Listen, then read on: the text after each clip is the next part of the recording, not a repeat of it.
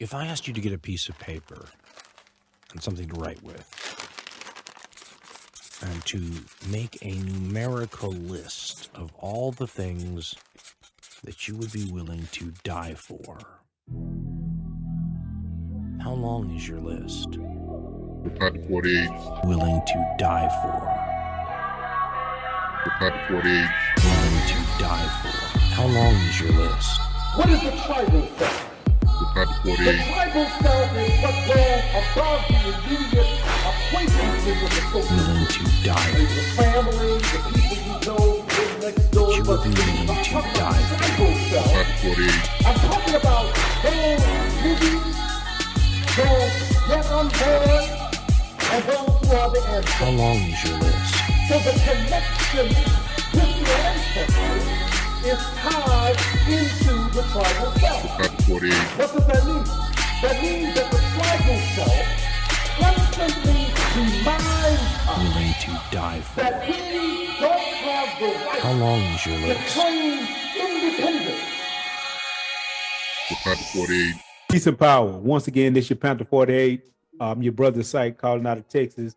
I got with me the other two members of the Panther 48, Brother Robert Ward Williams, the chairman of the San Diego chapter of the Black Panther Party and the national chief of staff of the People's Black Panther Party, headquartered in Atlanta under Chairman Yang Nkrumah. I got him calling out of California. Of all the people, everyone.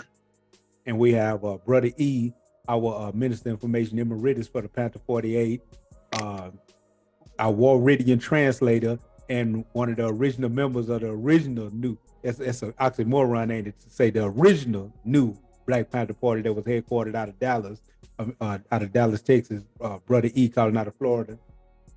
Yes, sir. Good evening. How's everybody doing? And looking like a straight hillbilly. But we're gonna get started. I'm gonna turn this thing over to Brother Water. Today's conversation is gonna be when culture becomes purpose. And we got a few questions we're gonna answer and a few ideas we're gonna build on. But I'm gonna turn it over to Brother Ward and let Brother Ward direct this conversation and this dialogue. Brother Ward, your mic is hot. All right, the first thing I would say when we're talking about culture becoming purpose is, and to me, in order to set the proper tone for the conversation, I think it's good that we bring our audience a concept in regards to what is the difference between perception and perspective. And so that's what I want us to first dive into. This is my theme. So what you say, perception and Perspective. between perception and perspective. Yeah. Right? And I'm gonna make this a real easy. I ain't even gonna go deep into etymology or none of that. I'm just gonna make this a real simple definition. Perception is nothing more than your ability to witness reality through your senses. That's how perception is. And the most simple form of the word, and I said I wasn't gonna do etymology, but just a little bit, especially through sight, because the whole sept in perception is dealing with sight. So your ability, the root of the word perception is perceive, and perceive is basically based on your ability to deal with outside phenomenon or to recognize outside phenomenon through your five senses or through your senses. Now, the difference between perception and perspective is how you feel about that perception. See, perception is your ability to identify outside phenomenon with your senses. Perspective is your opinion of that perception. It's how you feel about it. Let me dive. Simple definition. Well, let me dive into that a little bit because I actually see it a little different. I actually see perspective being more powerful than perception.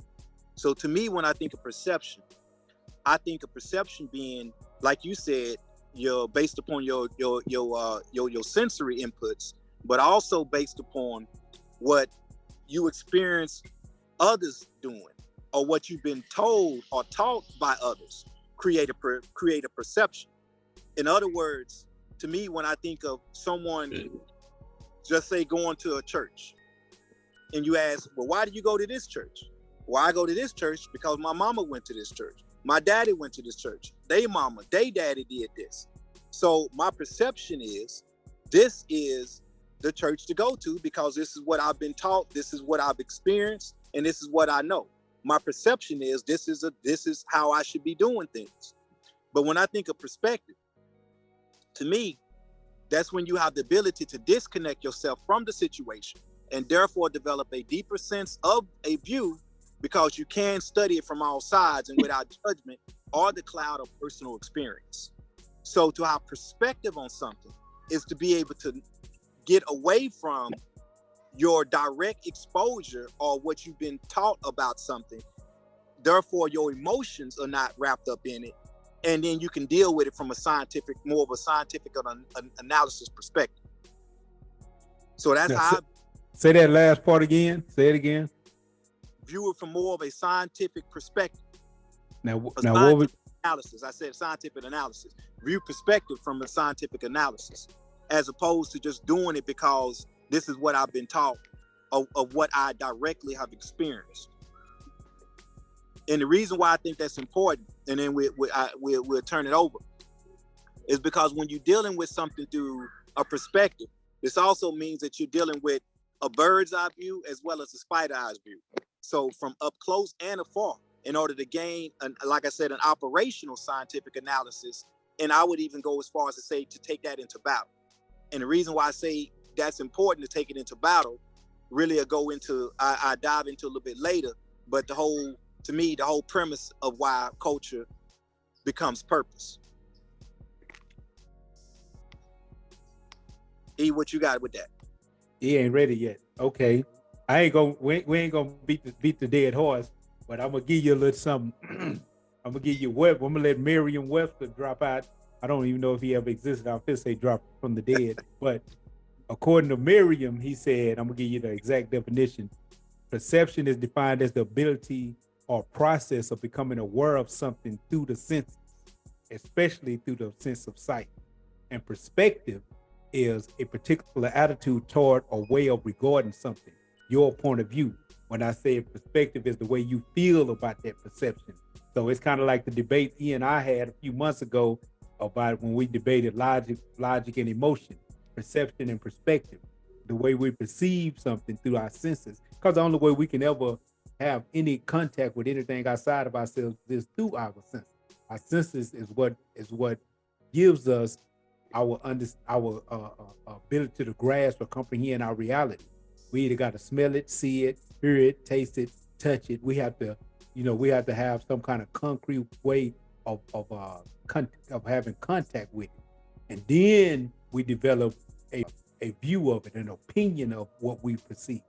But all right, let's go to the next one. So the next question here is what is the basic concept of purpose? And we're going into that because we said when culture becomes purpose. So I'm gonna let you go first on this. What is the basic concept of purpose? So when I think of purpose here, I say the reason for which something is done, created, or serves as an identified existence. And it's important to talk about identified existence.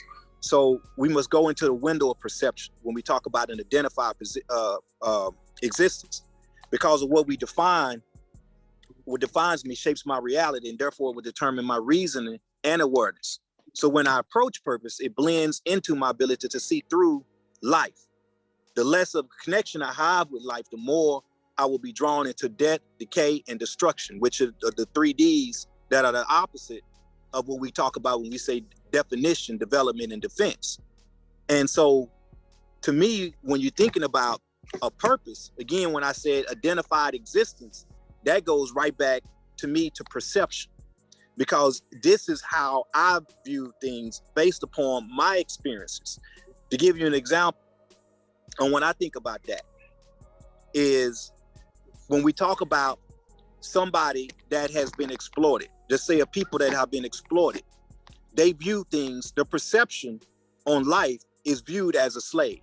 Their perception on life is viewed from that of somebody that has been victimized, that is somebody that has been downtrodden and therefore have an inferiority complex attached to that. So then when you talk about their perspective, kind of going into a little bit of what you said, their perspective and their lens of perspective is not going to allow them to have self-determination, because they see things through the perception of a slave, whereas the reality is based around their perception, because all they know is what they directly experience, because they have not taken themselves outside of their direct experience in order to see the larger area of experience. So then when we go into that and use that, when we talk about a concept of purpose, then it narrows down my ability to be able to be self-defining as we talk about a purpose, because my purpose has been defined for me. And that's why I talked about being drawn into death, decay, and destruction. Now you make it more simple. And you and you see, you made the point when you talked about the fact that they can't actually operate, and you didn't say this, but essentially that's what you were saying. They can't operate in their own proper behalf because they have the perception of a slave. Their perception of the reality that they perceive is going through the filter of a slave. And I'm pretty sure that as we go in deep into the conversation, we're going to talk about how that perception was placed on us as a people. But right, to go back to the question when you talked about what is purpose, and you gave a definition. Purpose is the reason why something exists. But another definition for purpose is to be intentional. You know, to be doing, when you operate intentionally, you operate on purpose. You know, one of the major things that people say when they make a mistake or they have an accident is they'll be like, I'm sorry, I didn't do it on purpose. And that's why the accident happened, because you wasn't on purpose. You know, whenever you on purpose, you're able to move and operate in a high level of efficiency and proficiency. When you're off purpose is when you start making mistakes, when the trips start happening. So when a people or a person is aware of their purpose, then they're able to move within that purpose at all times at no limited amount of time. And that's the way I see the importance of not only defining purpose, but understanding what yours is. But to me, when you say that, that draws to me the difference between why I say we have to talk about perception and perspective, because I can't see purpose in terms of tying that to a cause or to a work, and unless my perception has been drawn up properly to be able to see myself as being able to be self-defining, to have intent. True indeed. You know, I can't remember. I think it was Tony Browder, the first person I read it from, but it's a true statement. It's a true statement when we understand it. Matter of fact, I'm going to tie a few books together when I say this. But I remember getting this from a book called The $1 Million Habits by a dude named Robert Ringer. And it's a financial book, but it's a beautiful self-help book when you're dealing with self-development and when you're trying to make positive changes in the self. And one of the habits that because he breaks the book down into habits. One of the habits he called the reality habit. And the reality habit is being able to accept reality for what it is, regardless of how you feel about it. Reality is not the way you want things to be. It's not even the way things should be. Reality is the way things are, period, point blank. And when you start learning how to operate from the reality habit, you gain the ability to make better decisions because you're seeing things for what they are. And I might go back into that in a minute and use an example. However, Tony Browder said that perception precedes reality. And that's also true. Both of those statements are true, even though they seem contradictory. We have to learn how to practice the reality habit, but we also have to understand that perception precedes reality, meaning that even though, and you and I, we'd have met people like this that thought people was watching them and thought that people was using their Wi-Fi to spy on them because the Mexican cartels were trying to assassinate them. And as crazy as that sounds, their perception of that reality was their reality. So as you were just talking about we have to understand how to take control of our perception in order to take control of how we view reality, because perception precedes reality. And we have to be able to practice reality. We have to be able to see things for what they are, and not how we think things should be. Like I have this thing, like I have an ideal of what I think manhood should look like and how men should operate. And I have in the past attempted to guide young men to that idea that I have of what manhood is. But the problem is that if that man is not ready to make that change, then all the guidance in the world won't make a difference. And you'll keep on utilizing your resources, your time, and even stressing yourself out, attempting to help elevate somebody who doesn't want to elevate. You have to practice the reality habit. Yes, we might think that men should want these things or want to accomplish these things, but the reality is you have to accept things for what they are, period, point blank. I just wanted to talk about the reality habit and the truth that perception precedes reality. So that I can focus my time and energy on my rabbits, my chicken, my shit. That's my goal and my purpose. So all of this money shit, I'll be straight. I'm fine. So that's why I told him I don't feel that stick. Yeah, I'm not motivated by your money like that. But because they think that that's people's purpose, because that's people's definition, they think that they can motivate folk like that. And he doesn't know how to compute. He just sit back and say, huh? When I told him I don't care about the money. What? He couldn't understand that. Because my purpose, my reason lies outside the construct of what they calculate. They think you go to work so you can make more money and more money and more money. I don't give a shit about that. I want quality of life. I like my time, being able to sit up and do what I'm going to do during those down times when they give the slaves some time off. I'm going to have that time and I'm going to utilize it for me, not for company shit, to be on call so that they can disrupt my reality. War likes that shit. That's war shit. I hate that shit. Let me say this about that, E, because you brought up a real good point. The point is, you know what to do with your time. You actually have things that you can do in life that bring value in terms of your connection to life, in terms of your connection to being in purpose. Whereas most people, see, that kind of goes back to purpose. Whereas most people's purpose have been defined for them. So therefore, when a boss or a master, so to speak, sees something that they think is useful in them, that makes that slave feel like, oh, master likes that I do this. Master thinks that I'm good at this, and so they want to shine serving a master because they have not created a situation that defines who they are based upon their own reality. Their perception is directly tied into an illusion of worth based upon how much money I can make for my labor.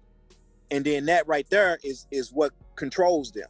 This is also why I've seen situations, and y'all can probably all relate to this in terms of folks that y'all know in your family, to where you deal with an elderly person getting ready to retire, and they don't want to retire, not because they can't afford to not retire, but because they don't want to, all they know to do at that point is sit around the house.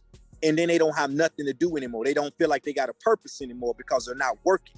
And since they don't know what to do with their free time, they'll end up being a couch potato.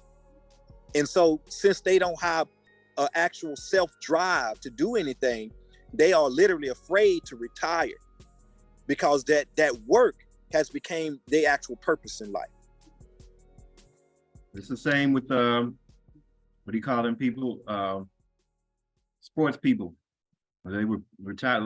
They'll retire and come back, then retire and come back because they're used to having that lifestyle as their definition. They're used to being in the limelight and getting that attention and having certain discipline and routine that they don't know how to. They've operated within for oh so long, and now that structure is gone, they don't know what to do. They don't know how to define their own reality. They don't know how to pick it up and redirect and develop and grow their own purpose in life because it's been defined for them in terms of that sport or that activity, that, acting or whatever it is.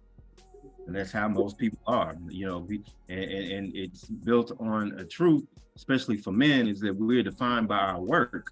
And at one point in time, that meant going out into the world and having a conversation with the earth and working and creating something for self, for family, and all of that. But at this point, our work is defined by some little punk kid in an office deciding whether or not you get the job or not. Some little bitch ass motherfucker that doesn't know how to pitch straight. but he's defining your reality and your worth. And that's a major concept in terms of a person's purpose. Again, especially for men, because it's such an external drive. I think for sisters it's a little bit different because it's more of an internal thrust, where ours is an external reality. Let me add to this, and then we'll use this to jump into the next question. So when I think of it that way, especially as it applies to a talent, like when you talked about sports, then typically what the slave does is, or should I say the way the slave perceives things, is based upon being exploited through my talent. In other words, the more my talent can be exploited, the more self-value I have towards being feel like I'm being fulfilled, feel like life is fulfilling because I'm exercising a talent, and everybody loves this talent, and everybody is driven toward watching me perform this through my talent. And because that is how I have defined myself, and that is how I've created a purpose, is by being exploited. Then when I'm no longer useful in terms of being exploited, now I don't have a purpose anymore. And so that, to me, ties right into the next question: is what role does dependence play on culture? And I would like E's, because E is our culture guy. I would like E's understanding of that. Is dependency a part of culture? Because the culture requires the we mentality. So that means that the individual does no longer exist. So the quote unquote individual depends on the group. So a dependency, a necessity for culture, and I don't know if that's why War was a meaning to ask that question, because he said, what role does dependency play in culture? And that's the way I'm seeing it. And I wanted to know, because you being our culture guy, I wanted to know what you thought about that dependency and culture concept. I mean, we definitely practice a culture of dependency. That's kind of like the definition of a slave. A slave is really anybody that depends on somebody else to provide for their basic needs, and that's us. So you can substitute in the word dependency and slavery, you can swap them back and forth all day long. We run to make ourselves dependent on somebody else, and even to the degree that we can't understand it. It's like he's talking about the what do you call it, the athlete and all of that, or the actor and whatnot. It's not the talent or ability that they're enslaved to. It's the dependency. It's the thumbs up from the external source, and we get our definition from that. And so we become dependent on somebody else to define our manhood. We depend on somebody else to define our humanity.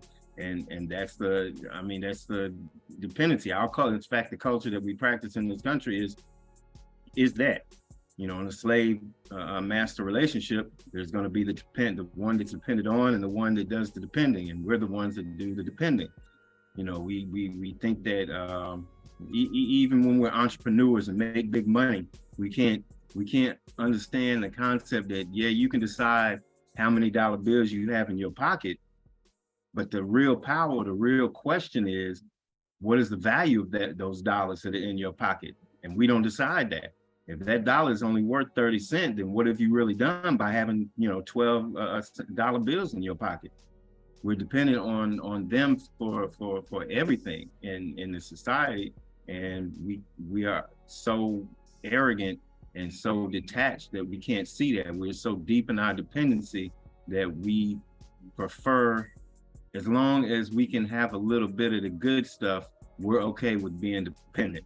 As long as we can get chocolate milk after tea, we're good sucking on that titty all day long. As long as it's good old chocolate milk and it tastes good and all that shit, it's copacetic. But in this society, we are absolutely dependent on somebody else for every aspect of our reality, even our purpose. From the time we go to school, in elementary school, as children, our purpose is defined. Used to be there was things like that. It's one of the reasons it was detrimental, because they started to take back in the day when I was a kid, we had art class and music class, and those things were just as important as math class and all the rest. And slowly those things got taken away because things like art and music and all of that challenge a person to think about their reality, their expression, their, causes a certain amount of introspection. We take those things away, people become more and more of a robotic, less and less concerned with things like purpose and reality and all of those things. And we become drones. And that's where we're at. We're drones. We think we understand what art is. We think we understand what music is supposed to, what role music is supposed to play in the world and in our lives, but we really don't, because they're just pastimes. It's like the difference. I've talked to engineers. I don't know, Ward been around a lot of engineers. Engineers be real cut and dry. ABC, XYZ, da da da da da. They're not rude. They're not trying to be rude or brusque or anything like that. They're just real dry, and compared to us, have no real sense of humor. When they talk about music, it's factual. Yes, I like music. Music is good. Music sounds wonderful. It's not the feeling and the pathos and the emotion. We feel music. Well, that's been taken away, that ability to connect and really, really feel music. And we just respond to different stimuli, external stimuli. And so there's no pursuit of our own perception. There's no pursuit of our own perspective. We just accept what it is thrown our direction, and we become dependent on those things to define our reality. And then when somebody comes through and starts to fuck with those, you get them situations like we had at the headquarters all them years ago when you mess with people's foundation, and that's what happens. You disrupt the person's dependency. You take away what they're dependent on. You take away the drug of choice. They're going to go through withdrawal, whether it's, shopping, retail therapy. That's a real thing, motherfuckers. And whether it's meth or whatever it is, you take away that person's purpose, because that drug becomes the purpose. The reason for being is to try to ring that bell. Everything they do goes into trying to ring that bell. Even if it's going to a job and it's socially acceptable to go to a job and be a workaholic and all of that type of stuff, that's socially acceptable, but it's a drug nonetheless, and it becomes our defining purpose. And so when that shit goes away, and that's why I know as things continue to get disruptive in this especially this economy and the socioeconomic shit that's going on, people are going to lose their minds, because you take away their drug of choice, their job or whatever it is, people are going to lose their mind because they have no concept of what their purpose, what it is they're supposed to be doing. And that's the underlying thrust behind everything. Purpose defines what it is you're going to do. If your purpose is to become a millionaire, there's certain things you are and are not going to do. If your purpose is to become a great actor in the world, or the next Jordan, you're not going to just sit up at the house and laze around, do nothing. You're going to be out on the court practicing constantly, because your purpose is defining what it is you will and will not do. And when we don't have that purpose, or that purpose is a dependency, then that leads us into what it is we will and will not do. If my purpose is to be dependent on this job or whatever it is I'm trying to buy, this whatever drug, then it defines what it is we will and will not do. We will, steal from our parents or our loved ones or whatever to get that money, to get that high. We will do this or we won't do that. And so someone who's, I think all that shit has to be approached as from a drug addict perspective. If you've ever worked with drug addicts in rehab and that sort of thing, I think those same ideas, those same principles that they work through to help that person come up off of, whatever drug they're taking are the same types of things that you have to go through when you deal with somebody in terms of their job, in terms of whatever, because we're all dependent to some degree on something. So in order to wean people off of that same idea, that same approach to me has to be taken on in order to get somebody off of the drug of work. Work too much. You got to get him off of that shit so he go get his next hit type of shit. So let me play God's advocate for a minute. Let me go into this. Devil's advocate is for fun. I'm going to play the devil's advocate. But so we always talk about not being dependent, being independent, or being free, and what they have done in this society with the average human being's mind. But however, no matter how good the society is, no matter how positive it is, there has never been a time other than when we were wandering through the wilderness alone or something that people was not in some way dependent on their society. Even in the most heavenly ideal of any society on this planet that you could think about, there had to be some level of dependency for the overall to the overall society, and a willingness to submit to that quote unquote greater good in order for that society to work, right or wrong. Most definitely, but the difference is, one thing is dependency, another is interdependency. If those in the society are interdependent on one another, that's one thing. We're all dependent on one another to move forward. These folks are not dependent on us. We're replaceable. They can swap us in like parts and whatnot. You talking about the jobs, or you talking about the society itself? Talking about both. Well, I agree with you on the jobs, but the society itself is dependent on us in the same way in the first movie, The Matrix, that the machines were dependent on human beings to create their energy. They're dependent on us, and that's why in any society, if you look at like any college sociology textbook, it will explain this, that the societies, one of the major reasons why schools teach history is to create that patriotic and that love for the country and the society. All societies paint their country and their ways as the way, and they instill this into the child's mind at a very young age. That's the major reason why they teach you history in school, to teach you these ideas.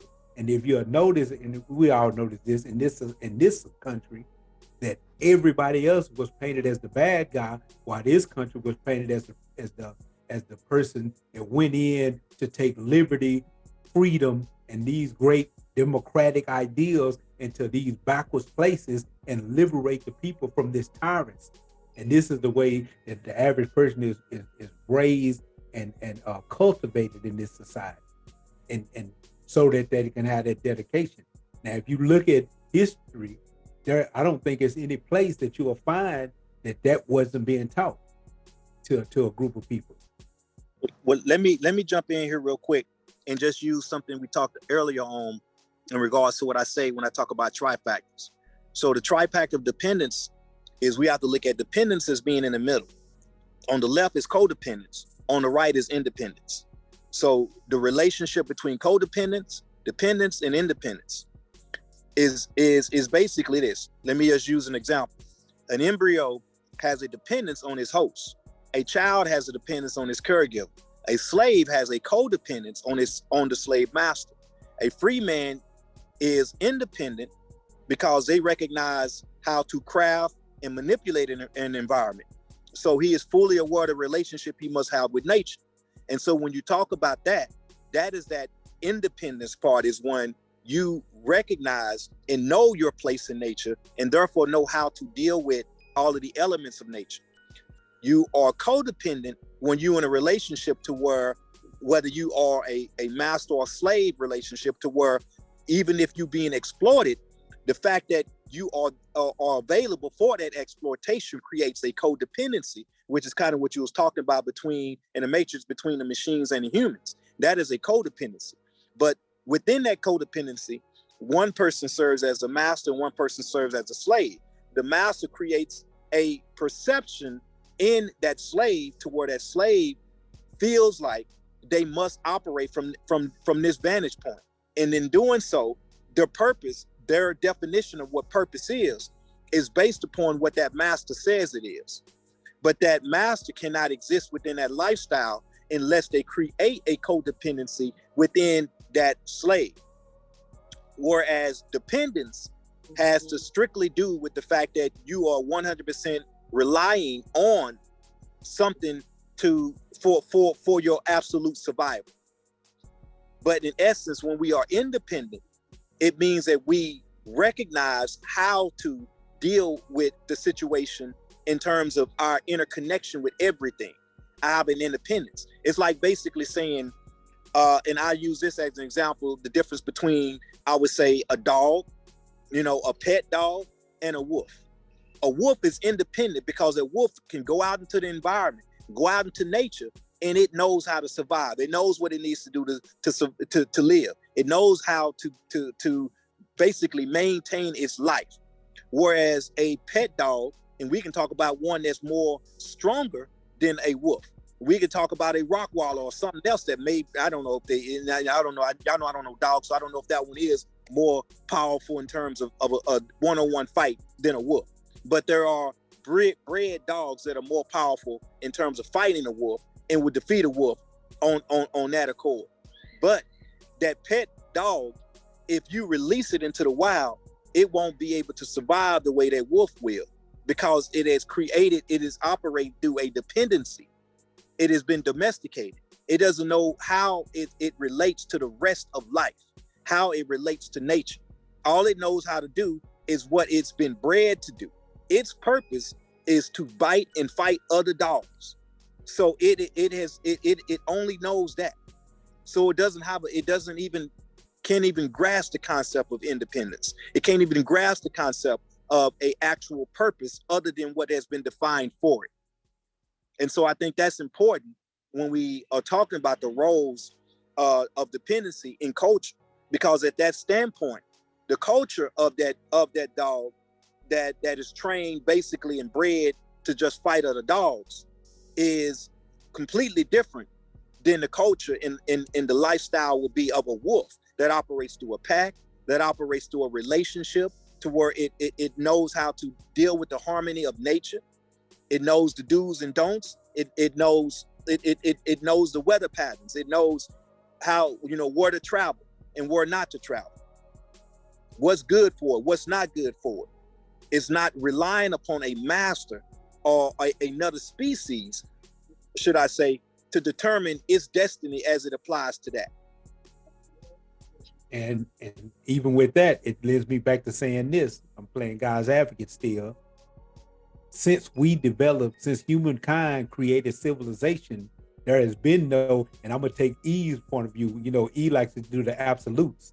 There has been no true, complete independence since we have created civilization, because the citizen has been dependent on the state and the state has been dependent on the citizen. Now, those levels of dependency and independency have fluctuated over time, especially with the current people that are in power. Since they have been in power, the human being has been able to see a lot of his natural God-given rights completely eroded.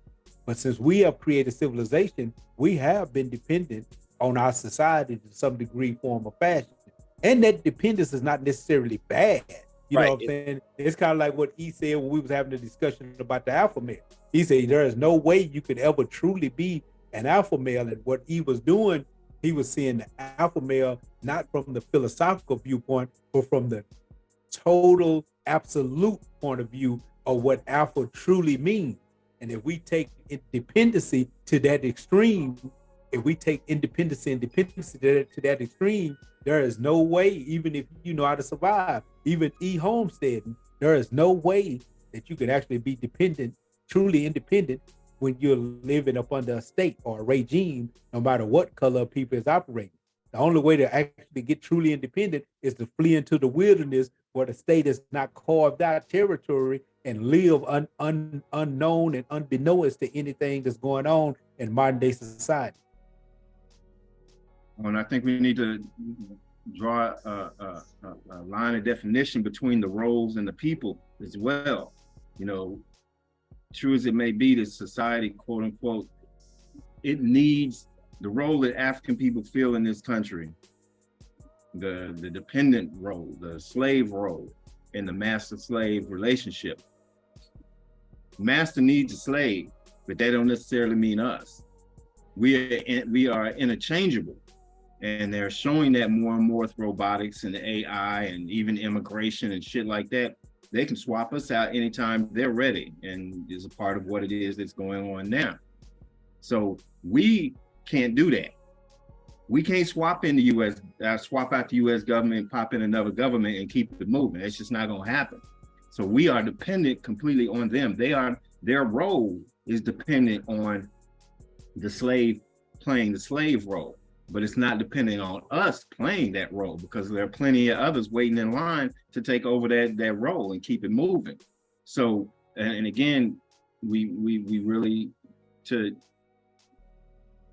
there's a huge difference between being dependent or codependent and all of that and being interdependent. And our systems historically are interdependent. We play a valuable role, and our purpose and our definition comes from those roles, and they all, and I shy away from the word equal, but there is an equity of necessity that everyone in that culture is valued in a particular way.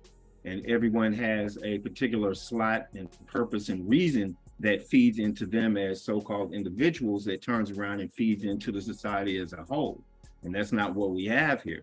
We don't have an interdependence. Like I said, they don't need us. They need the role to be filled. So they're not interdependent on us.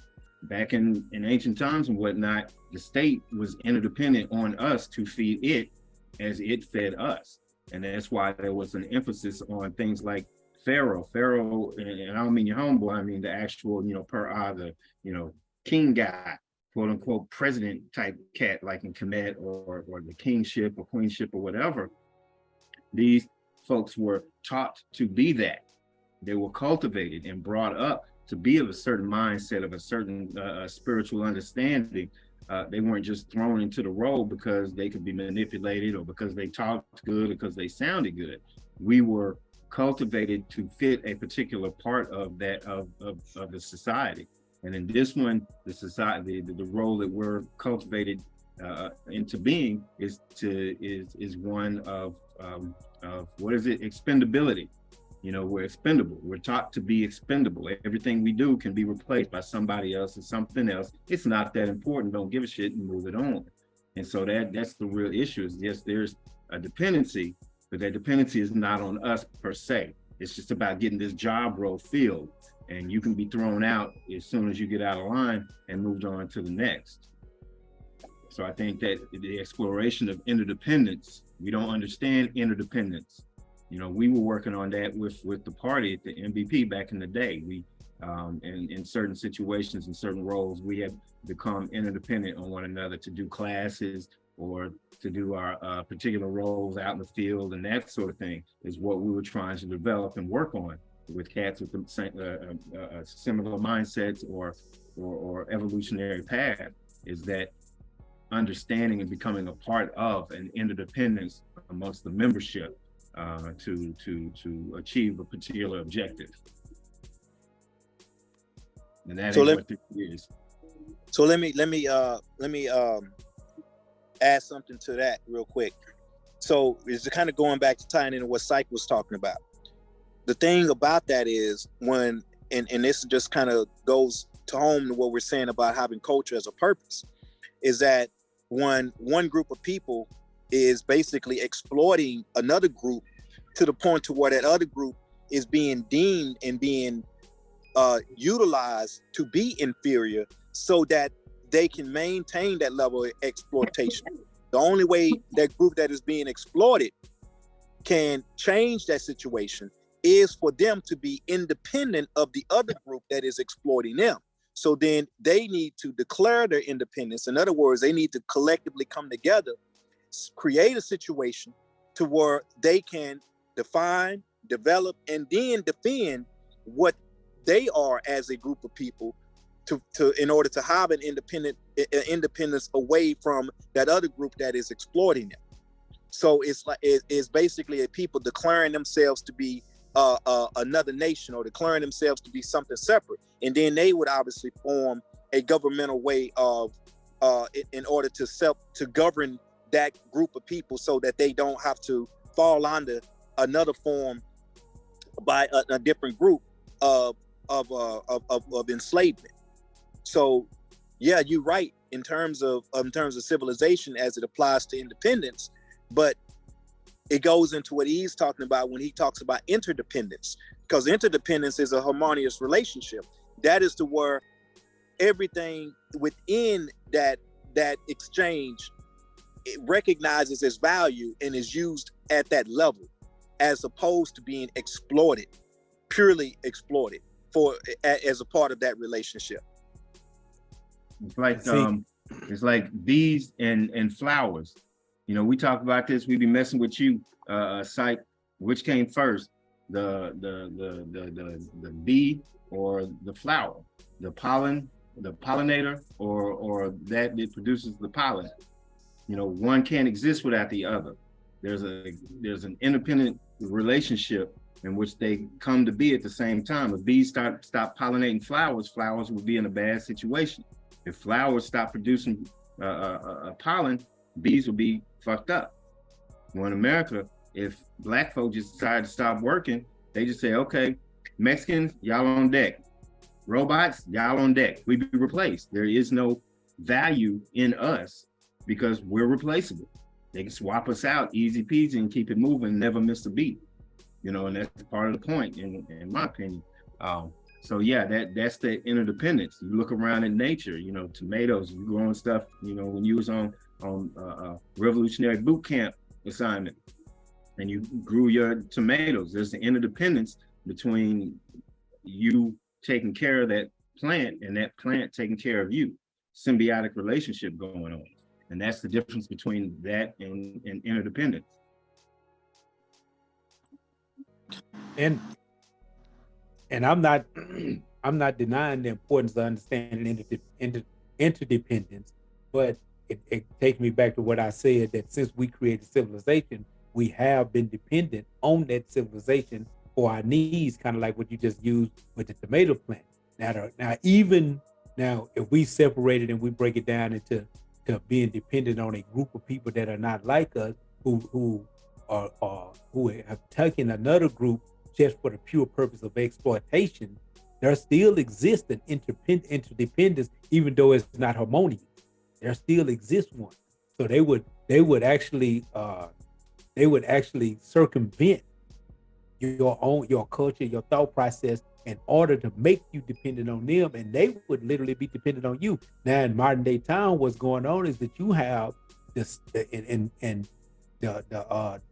economic philosophy of capitalism creates this need, because the economic philosophy of capitalism is based on the profit motive. What is the best way to bring more profit? And so you got the introduction of AI and robotics and things of this nature, which, as Eve was talking about earlier, will end up taking certain jobs. There are going to be jobs that a human being is no longer needed for. So that interdependence is pretty much gone, because the state and the entrepreneur and the state have come together for the purpose of bringing down the need to pay for labor, and therefore pay. Like, if you could pay for labor through a computer, through a robot, if you could pay for that labor once and then utilize that throughout most of the life of your company, then at the end of the day, then your profits will be high. It doesn't matter that you don't put human beings out of work, your profits are higher. So that eliminates the quote unquote interdependence. But I think we could beat that forever. So I'm gonna go to that next question that Ward wanted to ask, and I got a little answer for that. I got an ideal of Ward, go ahead. I think do you want to build on that first? Yeah, I'll let you build on it, but let me ask you here. So, why is culture important as a foundation, and what allows this to be to equate to being self-determined?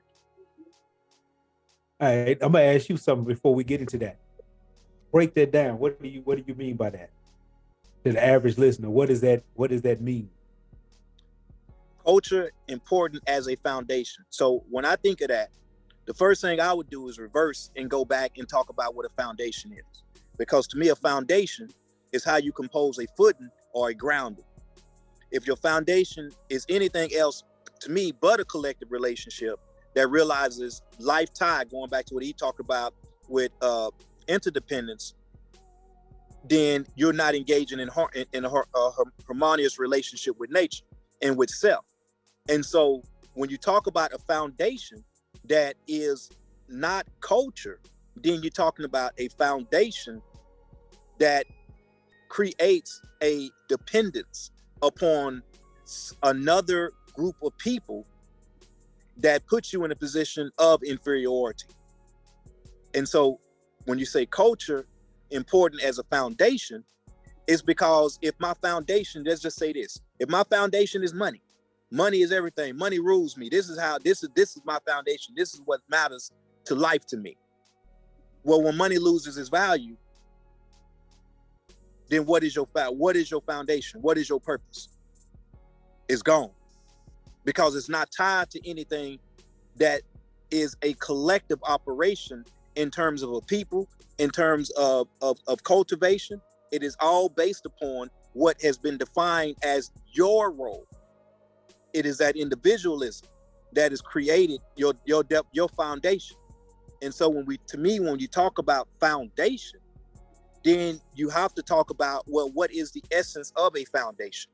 What makes a foundation? When you build in a structure, what is the importance of that foundation?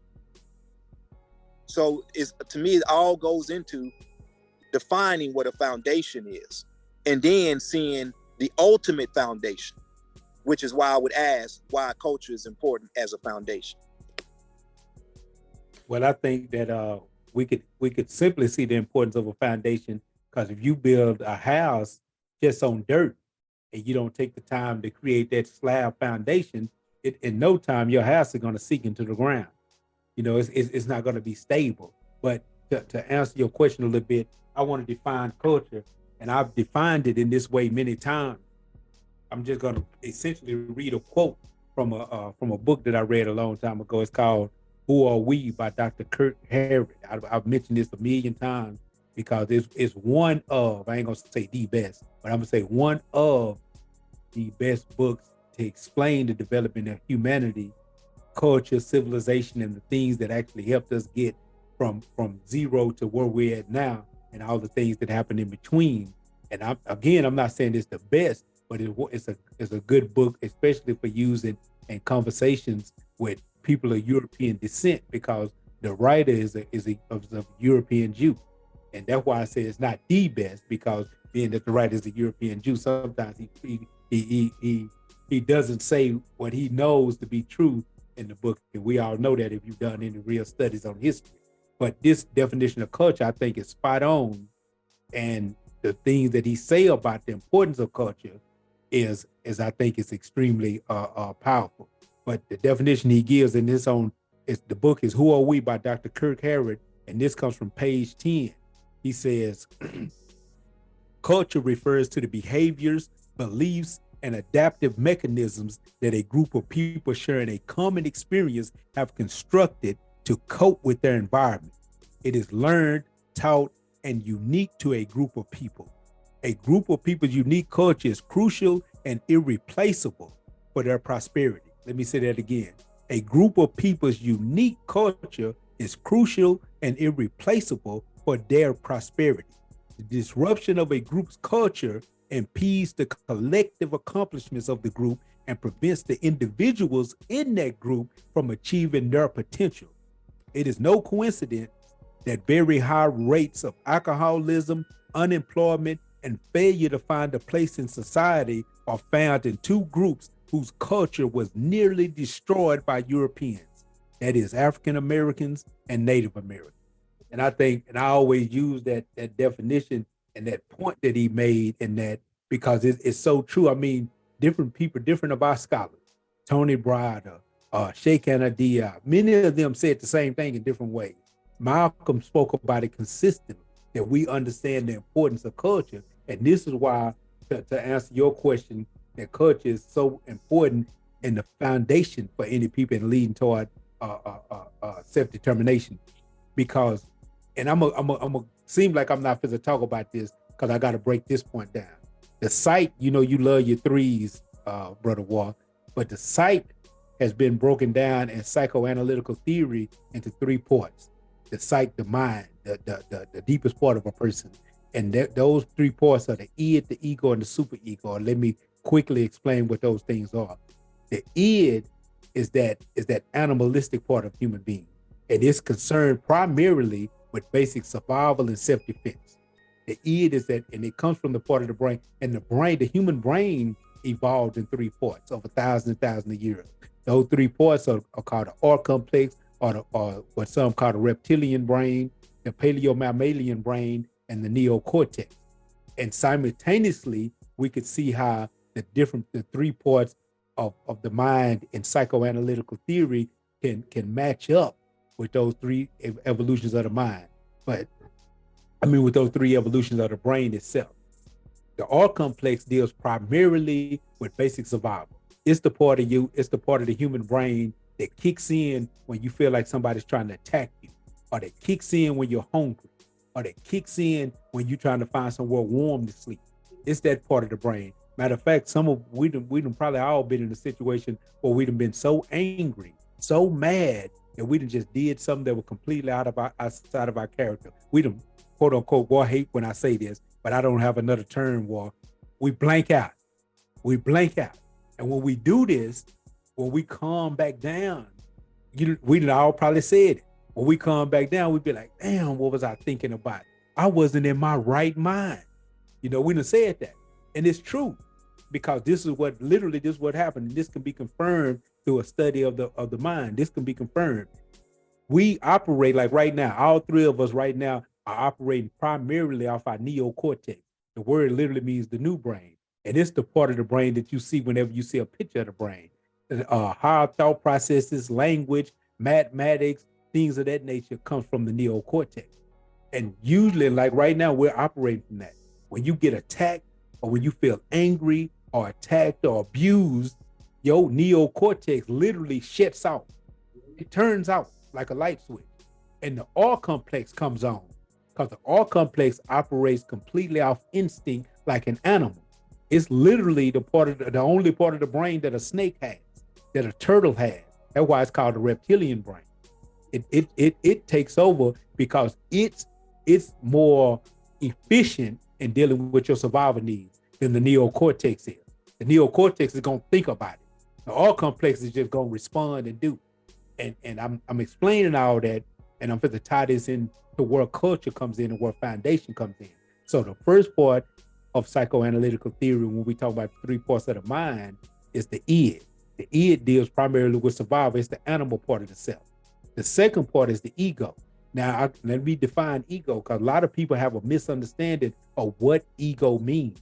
They think ego is a bad thing. It's not necessarily a bad thing. The ego is the perception of self. If you did not have an ego, if I reached my hand back and slapped the shit out of Brother E would just look at me like, what's going on? Because the ego is the part of him that actually allows him to see that he exists outside of other things in reality, that he deserves not to be slapped, that he deserves a plate of food to eat at the end of the night, that he deserves not to be abused. It's the ego that does that. Now, ego becomes bad when the human being goes into egoism. Egoism is when the human being's primary focus is the self-perception of self, regardless of how it affects anything else.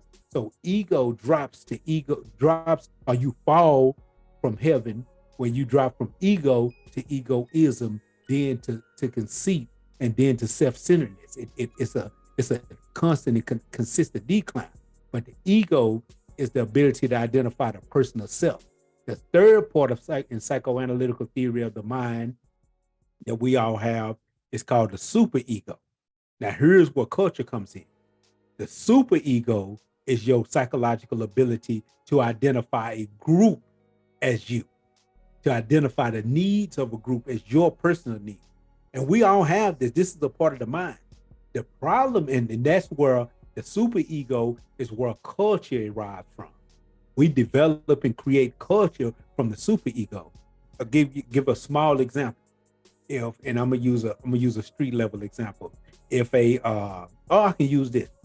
If you're watching TV and you see a white guy get beat up by the police, you might be like, damn, the police are wrong.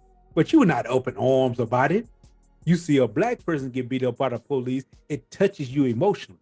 And the reason for that is because the superego kicks in. You see that as you.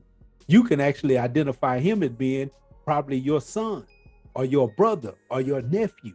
You know what I'm saying? Now, take it a little bit deeper. You watching TV and you see the police jumping on a Panther, a guy in a Panther uniform and a black beret, it's gonna touch you deeper because of the super ego, that connection. You know what I'm saying? And so I said all that to say this, to answer Warren's question about why is culture important for the foundation. The super ego is the part of us, and he broke it down in another video that we did on culture. If y'all haven't seen that, then go check out the culture series that we've been doing.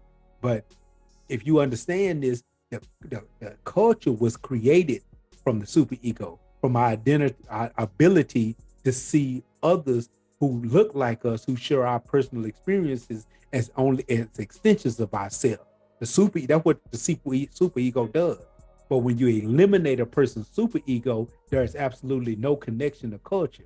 And when you eliminate that connection to culture, there is no way for a group of people in a similar circumstance to even have the ability to identify his search situation is my situation. There's no way. And it's what he said before in one of those old culture videos, is that we have been doing this wrong.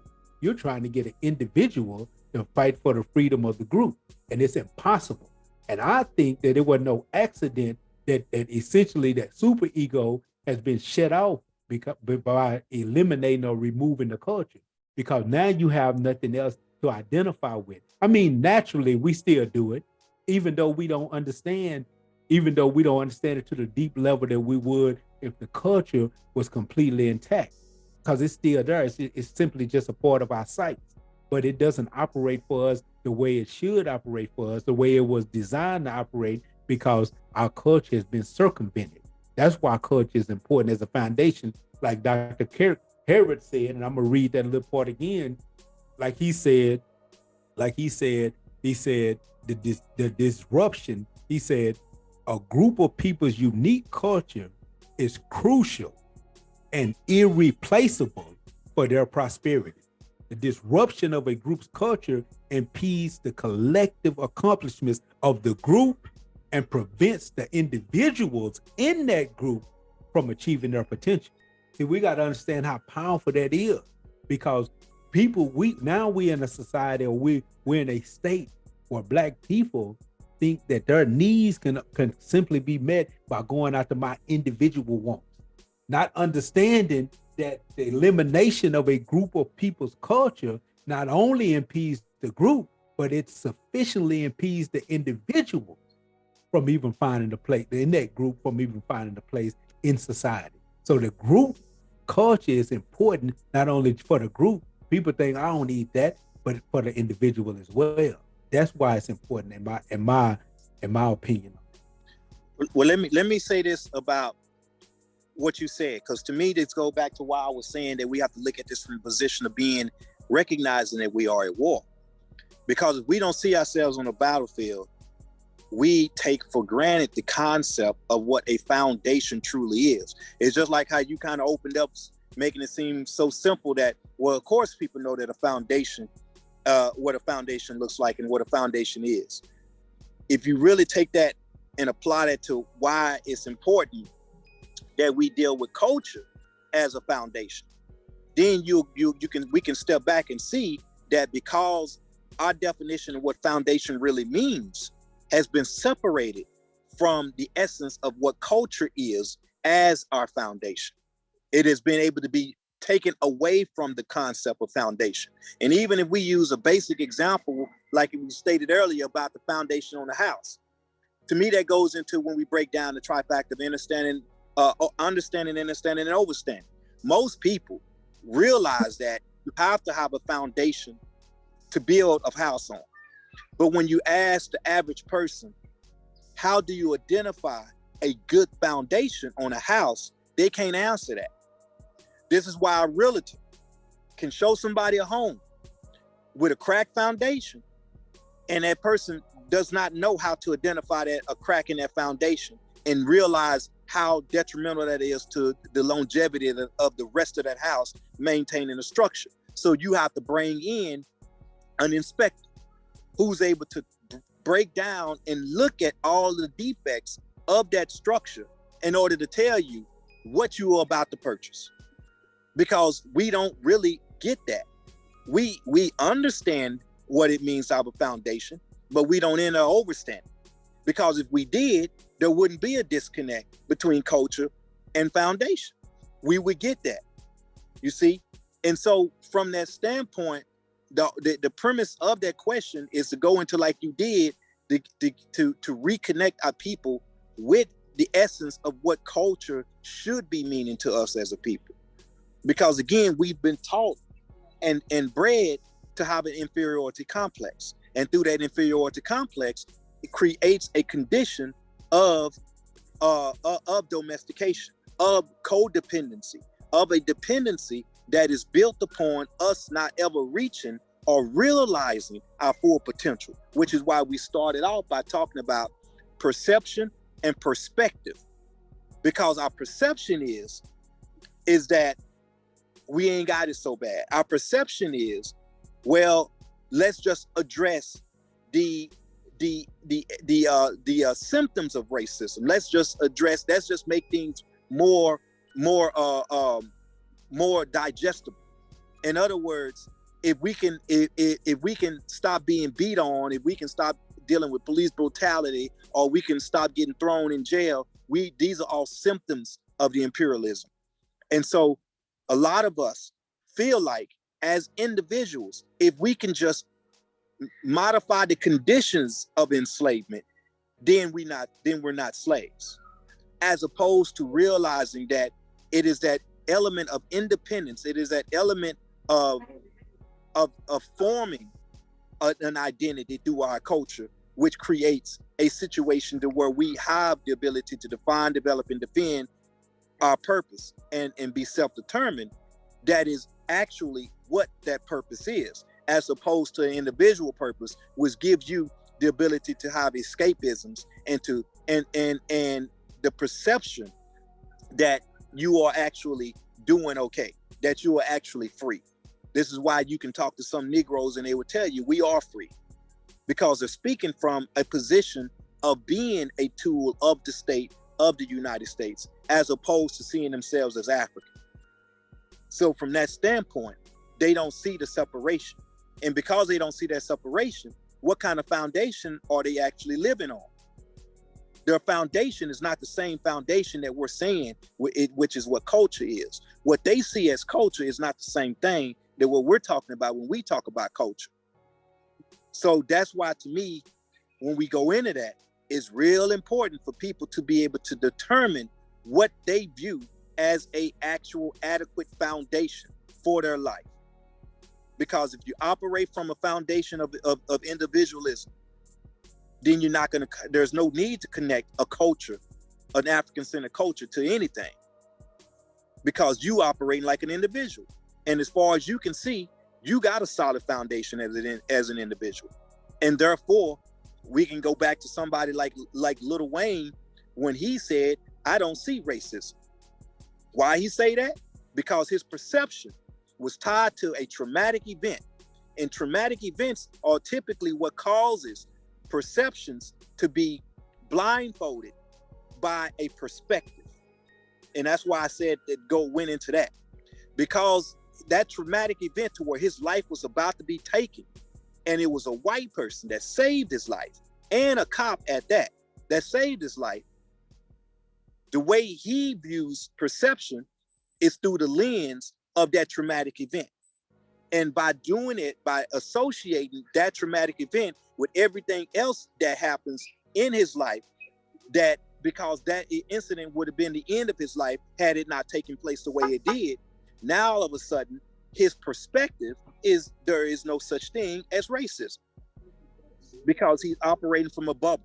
His foundation is based upon that bubble that he operates in. And so I think that was why I wanted to draw that. And it's something that we've said before. It's a horse that he loves to beat to death, but it's true. When you have no definition, when you really don't understand what racism and white supremacy is, when you don't understand it, then there is no way possible that you can combat it. There's no. I think the quote came from I can't say the long name of that book. I can't. You know it by heart. The name of that book, The Color Code Conspiracy. You're saying Neely Fuller book. Yeah, the Neely Fuller. United Compensatory Code System Concept. Yeah, yeah. That Oh, right Brother there. Gary, back. And I think the sister reiterates that in the ISIS paper, doesn't she? Doesn't she Oh yeah, reiterate it? Francis And Wilson. Yeah. Frances Cress Welsing, she refers to that book a lot, and she reiterates that concept. When you truly don't, like, people for the most part don't understand what racism is. They think racism is bigotry. They really believe, they think they're interchangeable, and they don't have a true working definition of what racism and white supremacy is. They don't really understand it. And that's where Lil Wayne's perspective came from, by truly not having understanding of what racism is. He probably never did any kind of study on racism. And You think? racism doesn't mean that an individual white person can't do a good deed. That is not what racism means. It doesn't mean that for a society to be racist, that all the white people in that society has to be evil. It doesn't mean that. That isn't what racism is. You know, a lot of times what people don't understand is that racism is more damaging and harmful than bigotry, than prejudice is. You know, when we see some clown in a white hood hollering, "Kill the niggers," that's not racism. You know, that can be used to push racism's agenda, but that is not racism. That is nowhere near as dangerous as the quote unquote justice system of America, which is defined and built on racism and white supremacy. And that's what people don't grasp, don't understand. That racism, by definition, is prejudice plus power.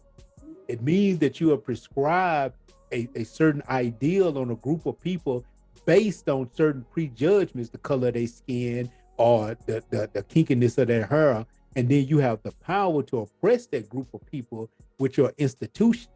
Racism is an institutional thing. Racism means that you have the power to oppress politically, economically, educationally, and systematically, system-wide, period, point blank. And a lot of people don't understand that. Yes, a white person can be good meaning and can do all the good in the world. That doesn't mean that racism and white supremacy does not exist. Even one of the things another thing that I hate using E stuff, because another thing that E likes to discuss and talk about is Barack Obama. And I'm not with you on that. He did absolutely nothing for black people. He didn't do what we would have liked him to do. And one of the reasons I think that black people were the ones who are aware are disappointed in his performance in the White House, because they was expecting more. But one of the things that we fail to realize is that a black face was at the helm of white supremacy. A black face was operating in the chair of white supremacy. And therefore, the system doesn't change because of the skin color of the person that's sitting in the chair. The system is still the system. And that's one thing that we have to understand, recognize, and that we have to realize as a people. I think we here understand that, but the people themselves don't grasp that. Matter of fact,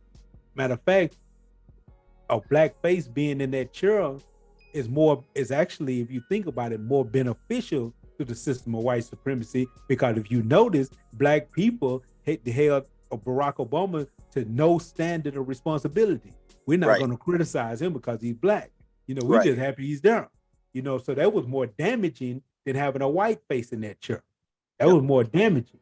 And I told the brothers when I was on my revolutionary boot camp, when it was first happening, I told them when he went in for his second term, I say, now this will really tell me where his mind state is at. Because, you know, I want to see you, because the president has those sweeping, what's the word when you free somebody from prison?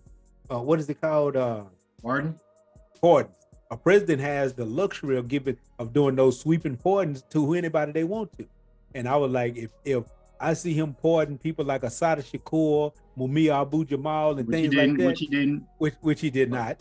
But I say, if I see that, then I know what I'm dealing with, because there is absolutely nothing they can do about him if he does that. This is his second term. He can't be president again. He can use that to really pardon some real people, because presidents have pardoned all kind of people in the past. You know, these people can be pardoned, but as you just so eloquently put it, he did. You know, so that was one thing I was looking for. And I told the brothers that was around me, I say, You have to learn how to look at things. Now we're going to see who he really is.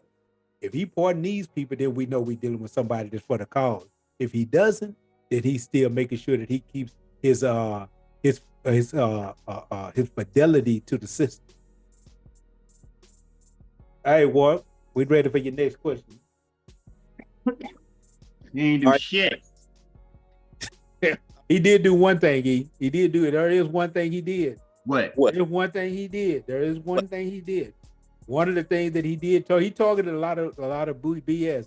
But one thing he did that to me was beneficial was he was the first sitting president in U.S. history that ever visited actually visited a prison and started trying to make sweeping prison reform.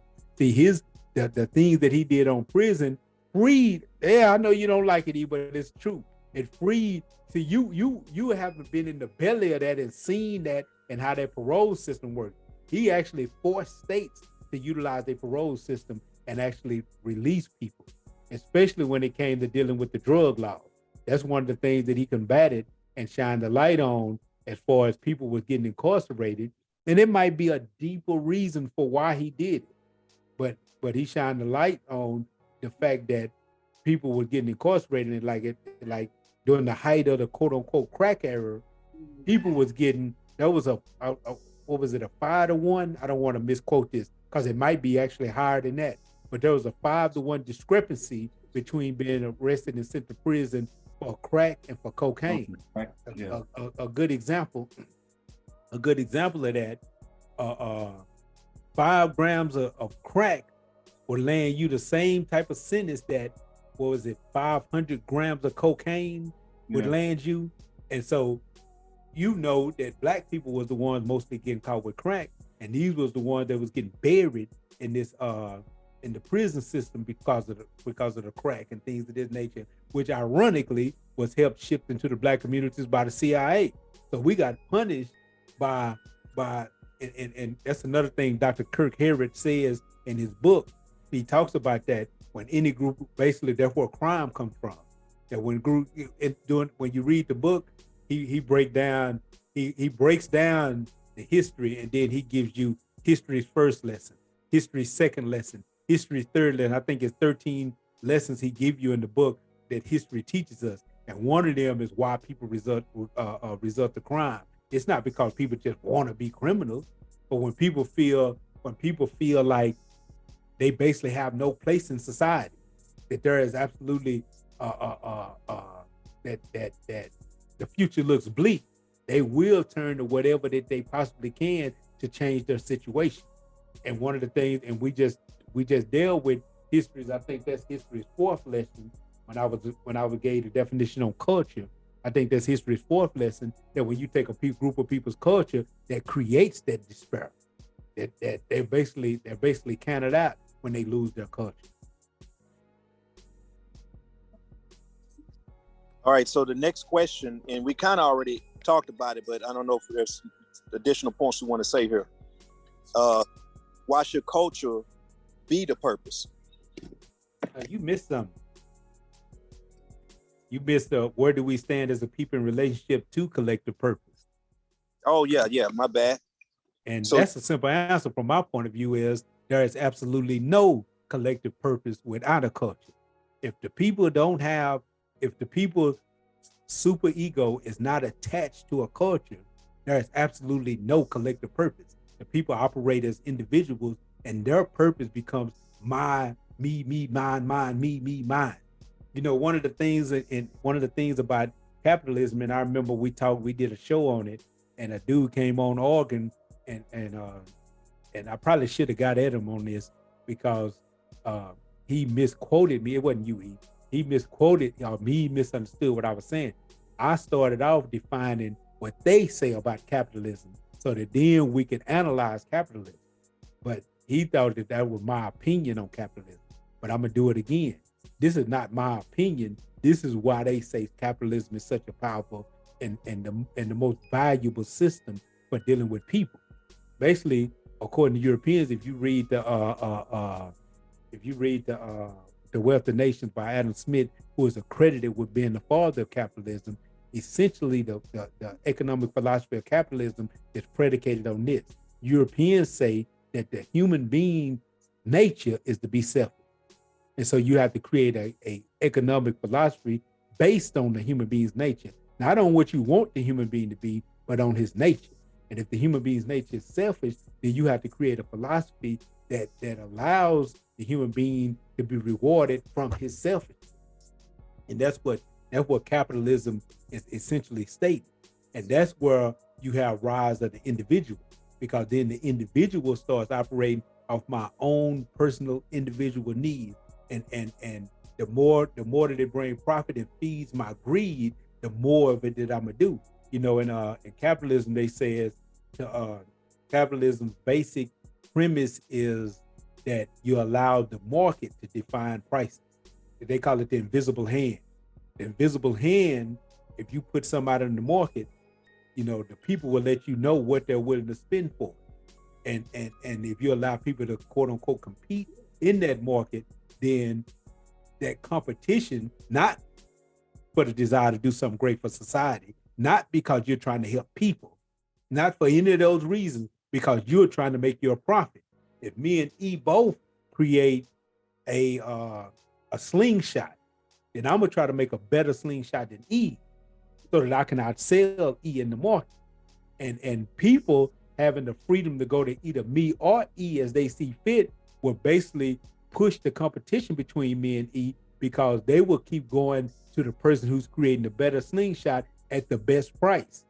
And one of us will essentially be priced out of the market.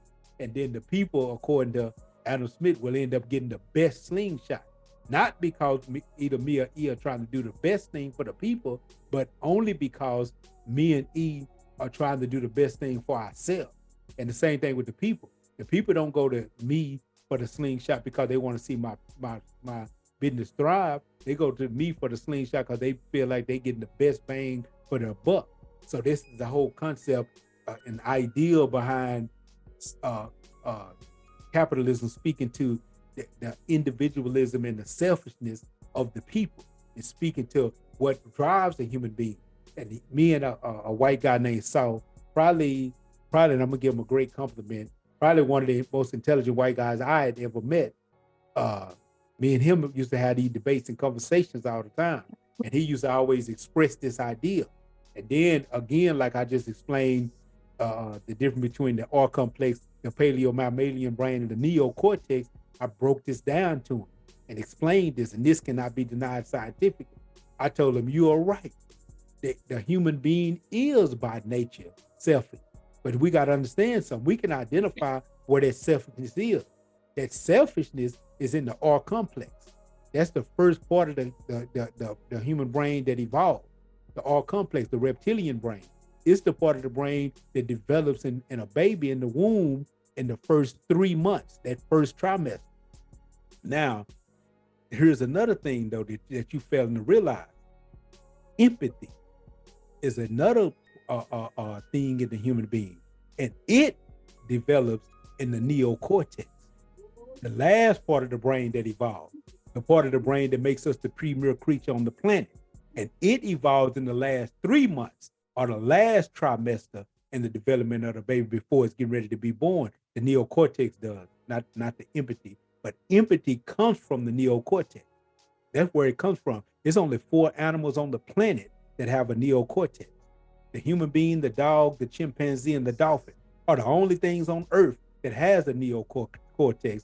And the human being has the highest developed neocortex before we develop empathy. And this is one of the arguments I used to give him. While you're right, and your people created a philosophy based on the human being's lowest level of his brain function, what y'all have not accounted for is that at his highest level of brain evolution, we have empathy. And that's that part of us that allows us to feel what another person is going through. Not just feel sorry for them, sympathy, but empathy is the ability for me to actually feel what E is going through. And that's the part of us that makes us a collective. So we cannot ignore that collectivity. We can't ignore that. And we can't ignore where those things come from in the evolution and development of the human brain. And that's all I want to say on that, y'all. Well, I think you covered that one. Let's you got something to add to that? Oh, So then from there, we have to go into why is there a missing link between individual purpose and collective purpose in the Black community? So in talking about what Psych was getting, Culture. okay, so Psych said culture and left it at that. So to me, when we say that, also, I would have to say that as a people that have been coerced, and should I say defeated in war, from the position of not recognizing that the enemy is intentionally creating a division between collective and individuality, which goes kind of into what Psych was getting at when he talks about the thrive for competition. As long as there is a missing link, then what happens is, as a people, we don't connect that culture. We don't realize that the purpose, the collective purpose, is culture itself. And so when we talk about why is there a missing link, the missing link has to do, to me, going back to what Psych was talking about on the individual level, on a cultural level.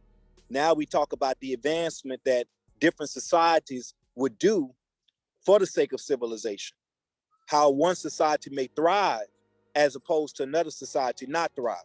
What controls those abilities for one society to be able to be more, should I say, more civilized or more advanced than the other society? And by holding back one society, what do you create as an advantage for the society that you hold back? So when I say, why is there a missing link between the individual and the collective, then to me, that kind of goes into that. What can you add to that, E? well, it's a funny thing about capitalism, and I agree with your assessment there, Psych, and the whole idea that it's based on that shit that happens in the first 3 months, the selfishness and all of that. Funny thing about it is, though, is that same element, that selfishness that it's predicated on, is built on, that same idea that, humans are basically selfish. It's that same shit that will and is causing it to break down. Because once I get in a position where I'm selling a better slingshot and I'm making some money, my selfishness is going to kick in and say, how can I make more? How can I crush this dude so I can dominate and take it all? So I'm gonna start manipulating the rules and laws. I'm gonna do some dirty shit in the back rooms, and I'm gonna get rid of Psych's business altogether. So, and that's my biggest issue with it, is that it feeds into, perpetuates, cultivates that very most fundamental reptilian brain.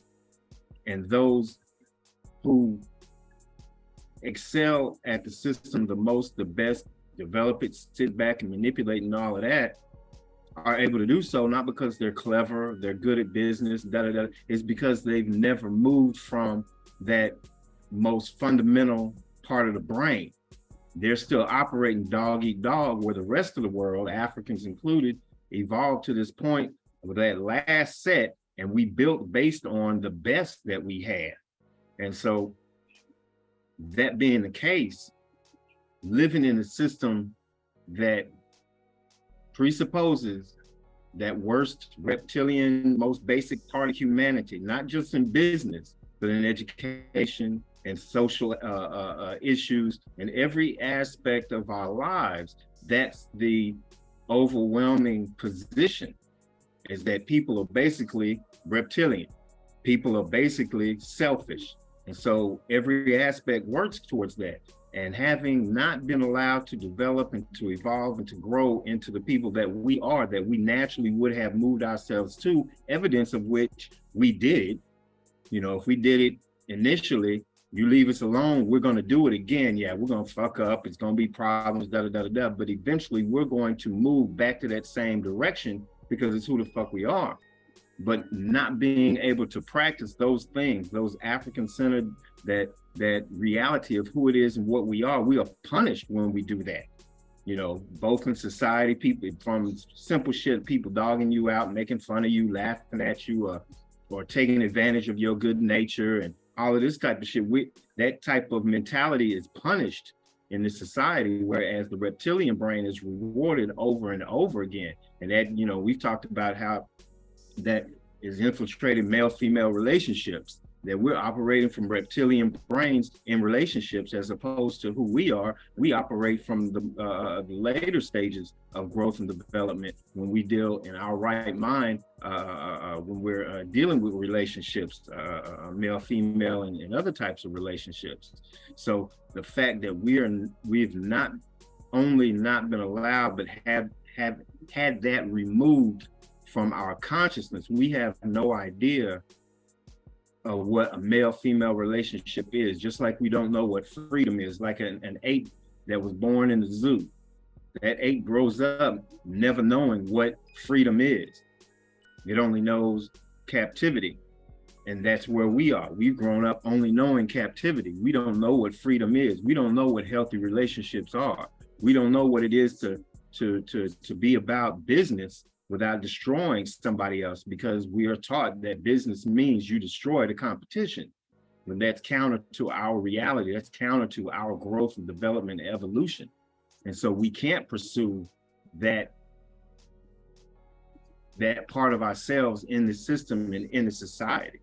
It's just very, very limited, you know, again, because though we teach classes, though we have conversations, though we read books, once we're done sitting at that table or sitting on this Zoom and having the YouTube and whatnot, we go back to the competition world. All that good shit we talked about, put that shit on the shelf and come deal with reality real quick. And this is where you have to operate. In order to keep your head above water, you have to perform these. So I forgot what your question is, but it's something along the lines of culture or some shit. I don't know what you asked. Yeah, we don't exercise that culture because we don't know that culture. It's been removed. We went through boot camp. They shaved our heads and separated us and forced us to not be able to practice the things that we knew. And so what does the Bible say? Our people are lost for what? How's that shit go? Our people perish from lack of knowledge. Yeah, from a lack of knowledge. We have no idea who it is we are. So we're caught up in this system that, again, remember, operates off the reptilian brain, the worst in people. And it's that same attitude, that same approach that's causing it to eat itself alive. Capitalism is eating itself alive and destroying itself. And so we bought into it, not knowing that's not our culture. And so we're allowing ourselves to be eaten alive with it and doing a little bit of nibbling on the side, you know, thinking that we're excelling and moving somewhere, not seeing the bigger picture. We have nothing to compare it to. So this is civilization. This is the way life is supposed to be, as far as we're concerned, because we don't know no better and don't want to know any better because it feels so good to be a nigga.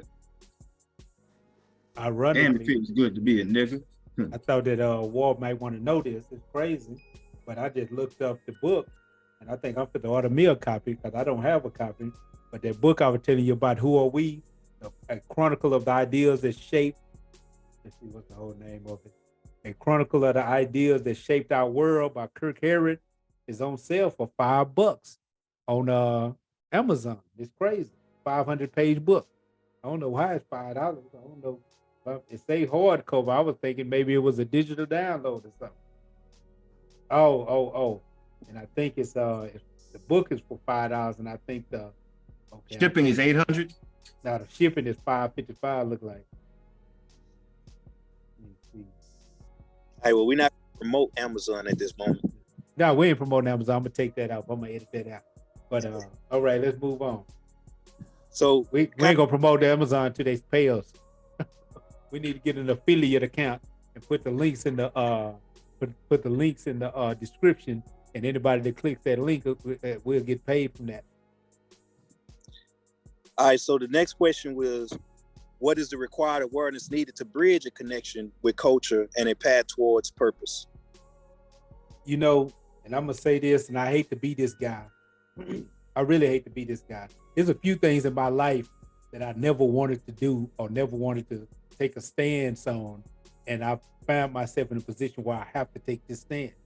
One of them is I can't trust people. People are messed up. You know, people are Adam Smith. To say Adam Smith, they operate off selfishness, and I done seen too many no good riding cross-section people, and I unfortunately have to take the position of trust nobody. Now it's not full because I don't trust people. I trust concepts and ideals, and the people that have dedicated their lives to particular ideals then gain trust because of the ideals. The people that have bought into these ideals, we were talking earlier, and he said, I'm just an honorable motherfucker.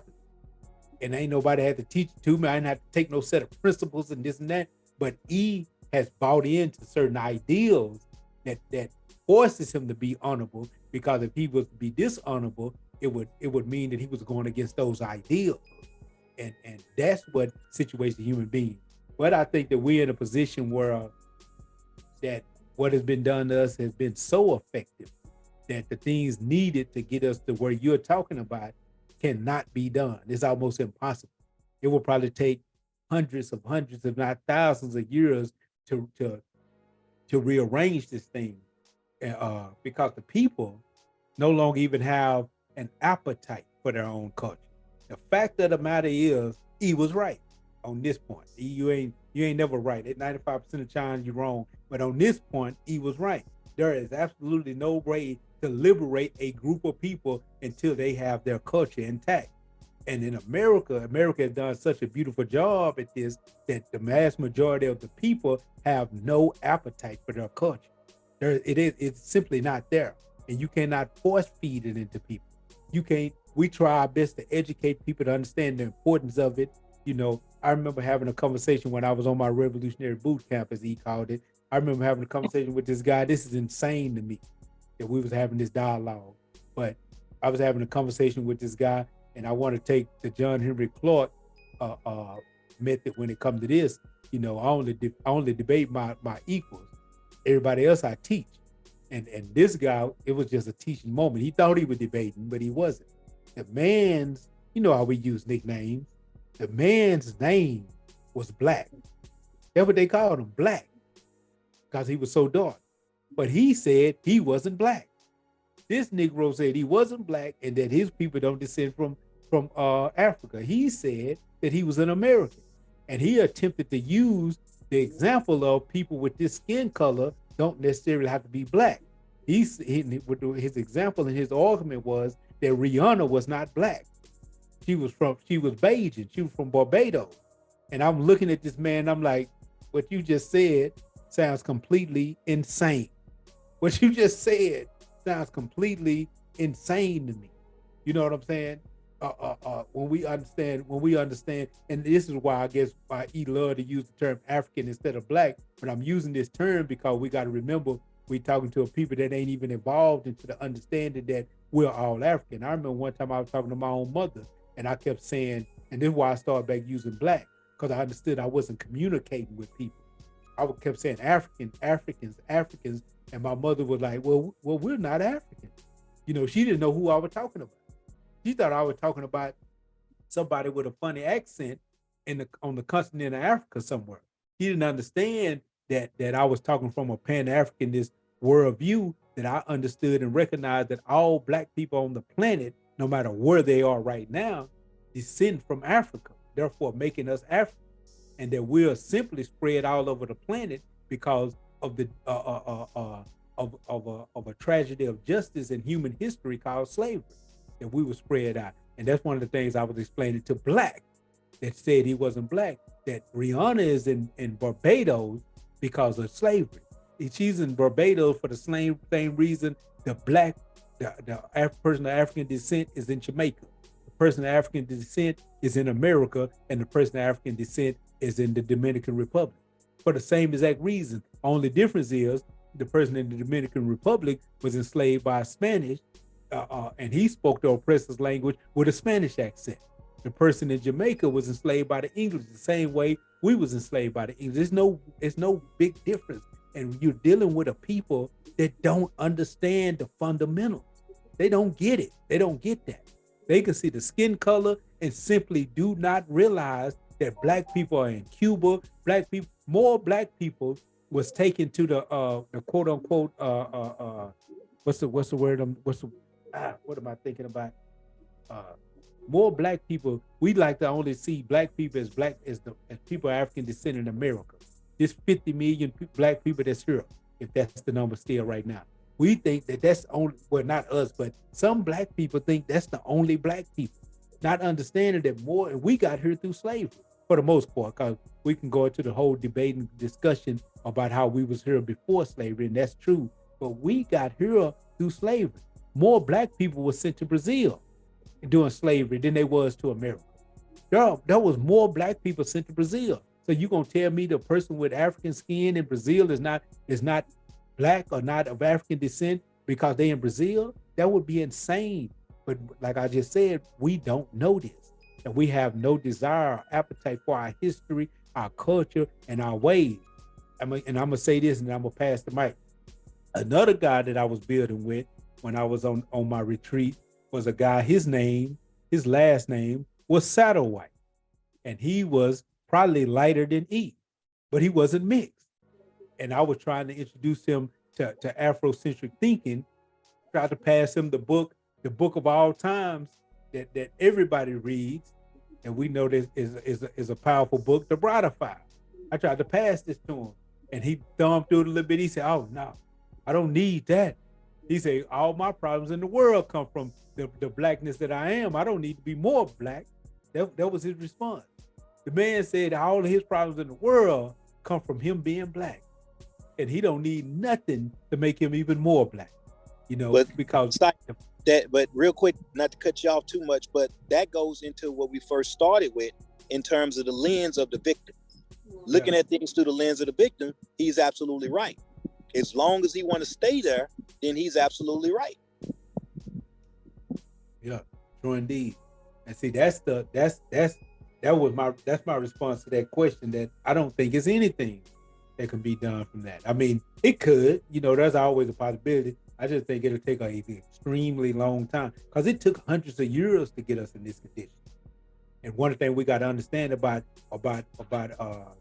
balance, if it took 100 years to get here, it's probably going to take 100 years to get out of this. And the people no longer have a desire for it.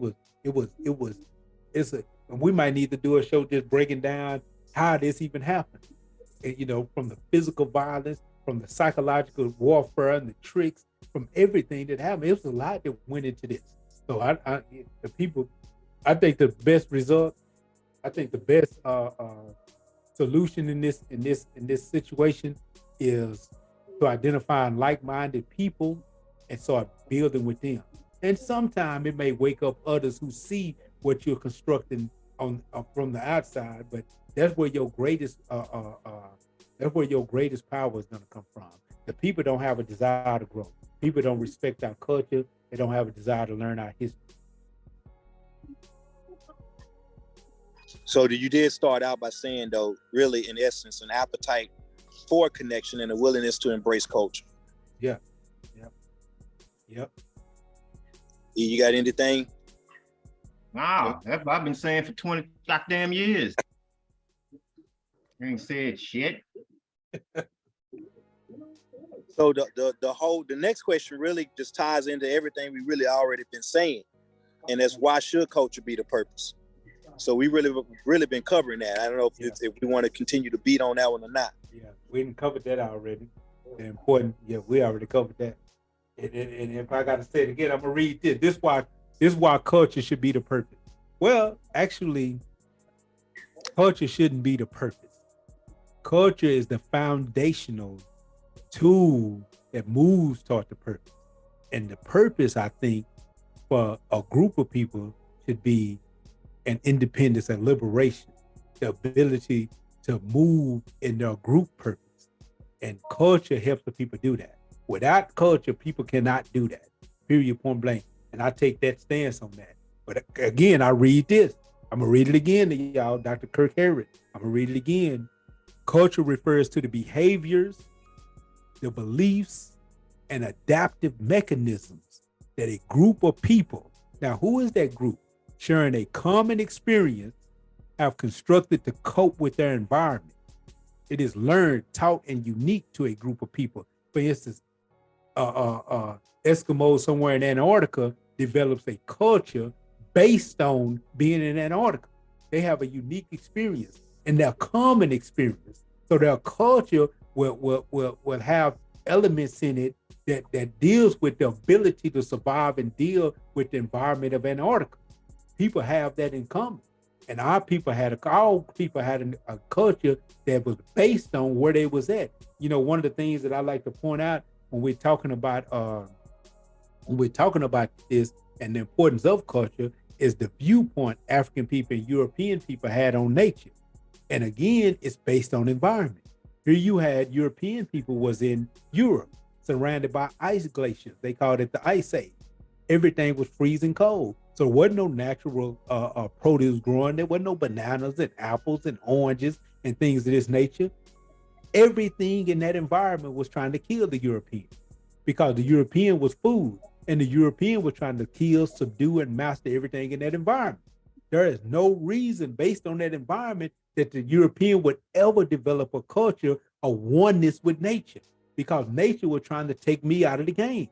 We can't even point blame. It's natural. It's what would have happened. Now you take it to Africa, an environment that was warm and sunny with stuff like bananas and plantains and stuff growing naturally on trees where nature itself was feeding you. You could actually go and find a tree that you could snatch an apple from and eat. You can go swim in a stream. You know what I'm saying? These things existed. So automatically a people in that environment would develop a culture that says, nature is my mother. We are one with nature. Nature is this. So there would be the differences in the two people based on that common experience. So it goes back to what he loves to say is that we're practicing a culture and a mindset and a way of thinking that is foreign to us. It's not ours, and it doesn't even appeal. It been created to appeal now, but it doesn't foster the strength that we need to actually be who we're meant to be. And to finish reading this definition, it says common experience have constructed to cope with their environment. It is learned, taught, and unique to a group of people. It is learned, taught, and unique. Everybody's culture is unique to them. And it says that a group of people's unique culture, not one that's been forced on you, a group of people's unique culture is crucial and irreplaceable for their prosperity. The disruption of a group's culture impedes the collective accomplishments of the group, and it prevents the individuals in that group from achieving their potential. So when you impede a group of people's unique culture, you not only sidetrack the group, but you sidetrack the individual, because automatically, if poison gas was going through my house, it ain't just gonna kill the people in here, it's gonna kill me too. You know, I'm gonna be affected by that.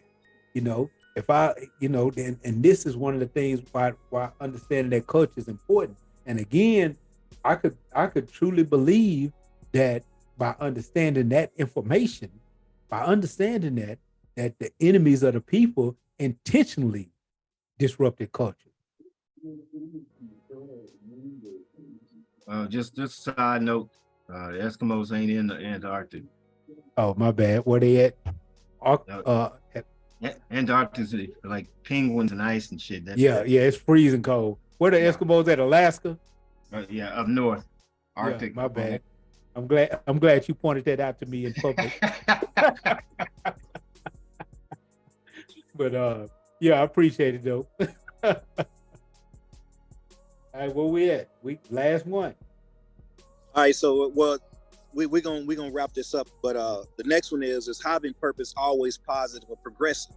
And the reason why we covering this one as opposed to in the beginning is because when you think about a person fighting with themselves in the context of the whole discussion that we've been having, an individual may go into this and be like, well, I do have a purpose.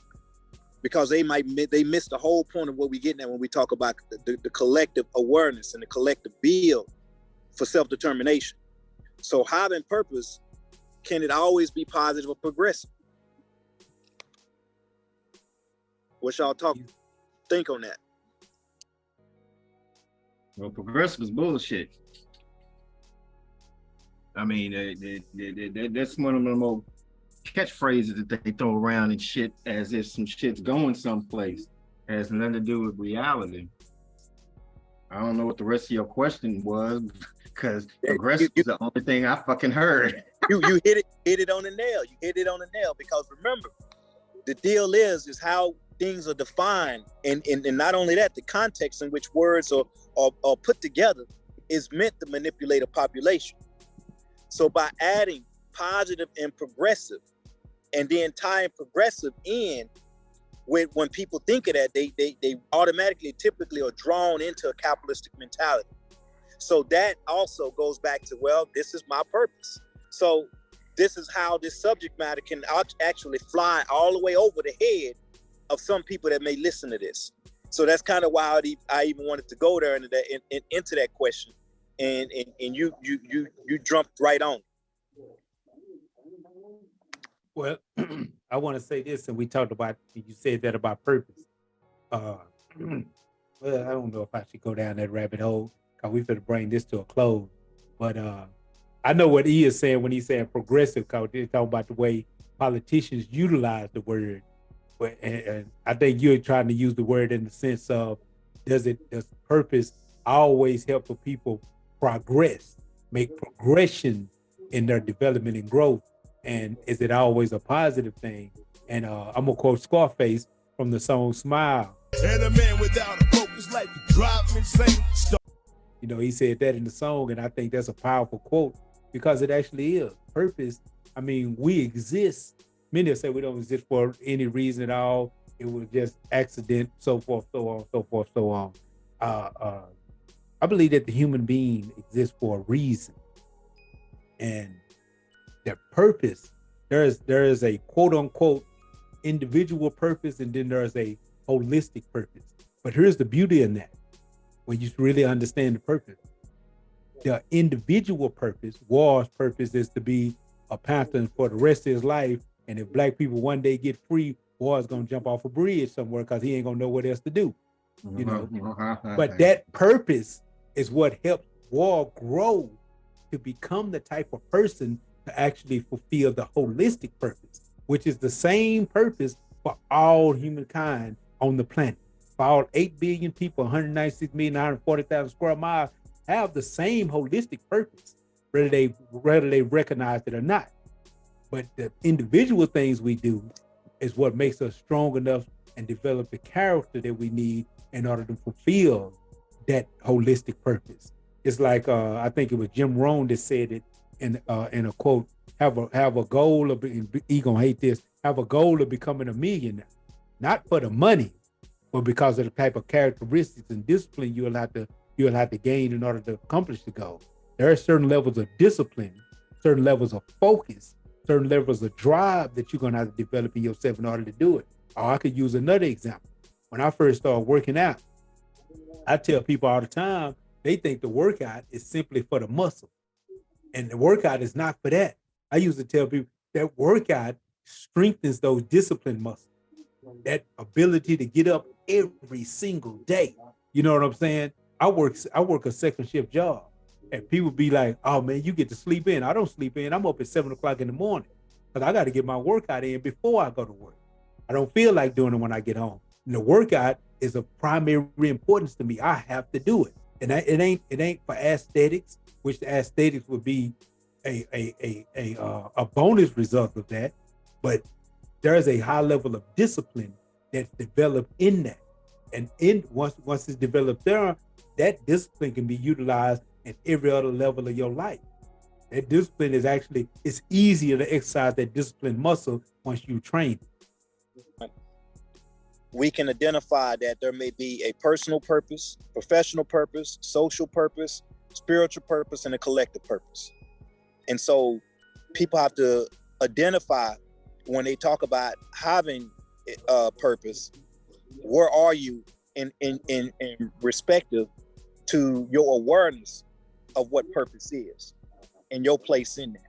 Because if a person is stuck in professional purpose as their purpose and not being able to see the collective, then that is as far as they went.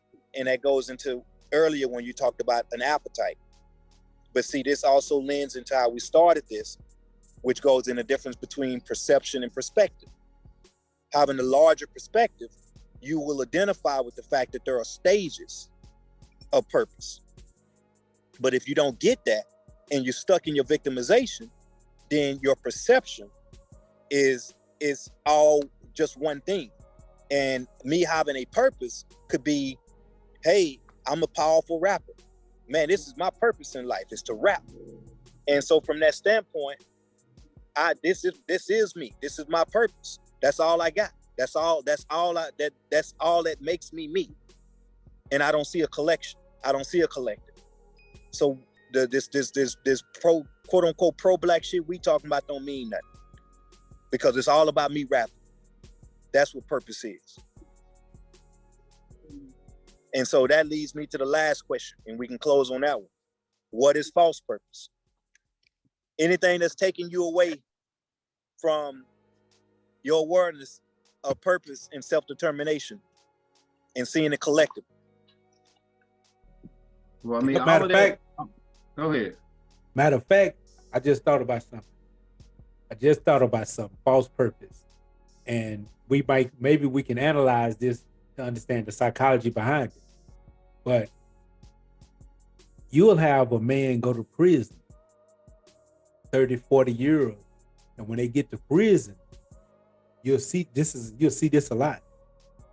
You have dudes that want to be kings in prison. So they try to push themselves to the status of being OG in prison. Or they want to be the dudes who were able to tell those stories about, man, I was knocking off a female guard. I had a phone. I had the cigarettes. You know what I'm saying? I was making cash money while I was in prison. You put a man in that situation, and they'll try to attach themselves to something to give them a reason for being. Because as I just quoted Scarface, a man without a purpose, life would drive him insane. So in that situation, you're boxed. So you have to find something that gives you a reason to get up every day. So I think you're trying to be the OG of the prison is a false purpose, because it gives you just enough to keep moving, but in the long run, these pursuits does not benefit your life. It doesn't really do anything in the long run. And one class that I took that I thought was beautiful, cognitive intervention, one of the things they talk about when making decisions is you have to ask yourself, does this meet my needs over time? The key to that is over time. Because many things will meet my need right now. The key to that is over time. This is why most people can't make those qualitative decisions, because it meets my need over time to be healthy. You know, that this will give me as he put it in the beginning, a higher quality of life.